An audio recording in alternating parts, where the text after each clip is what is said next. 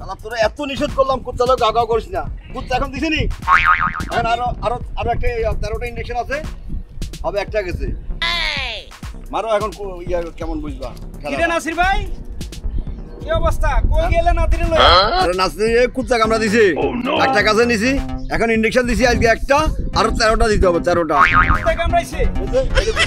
High high রে, high ভাই শালার, এটা দেখলো তো ভয় লাগে ভাই। না করি ভালো মাসে কুত্তা লাগো গুজগুজ করে আছে, কুত্তা লাগো গুজে গুজে করে কুত্তা মারা মারা লাগছে, এত ওখানে গেছে দিশা কুত্তা কামড়াইয়া। ব্যাপার হচ্ছে এই 2 মাস ধইরা, এই গত ভাদ্র আশ্বিন, এই 2 মাস এই কুকুরের জ্বালা যন্ত্রণা সারা দেশে, এগুলা থেকে আমরা সাবধান থাকতে হইব। যাদের বাচ্চা টাচ্চা আছে এরা এই যে কুকুর থেকে সাবধানতা অবলম্বন করা লাগবে। বিভিন্ন জায়গায় কুকুর যেভাবে উৎপাত বাইরে গেছে, এই 2 মাস ধরে কুকুর উৎপাত বাড়া থাকবই, কিন্তু আমাকে পোলা বাইনেরে মনে করো সাবধানে রাখতে হইব।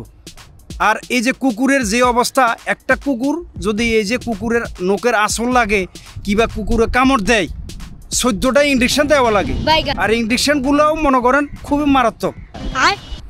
এটা আমরা মনে করো সবাই একটু সচেতন থাকা লাগবো এই ব্যাপারে। আরে নাতি তো বিড়াল বেশি, এই নাতি বহুত দুষ্টামি করে, এত নিষেধ করে কথা শোনে না। আচ্ছা ঠিক আছে, এখন কি করবা? যা হতো হয়েই গেছে, এখন নাতিরে লইয়া বাড়ির দিকে যাও, আমি একটু বাজার যাই। আচ্ছা ঠিক আছে, আস্তে আস্তে ব্যথা পাবি।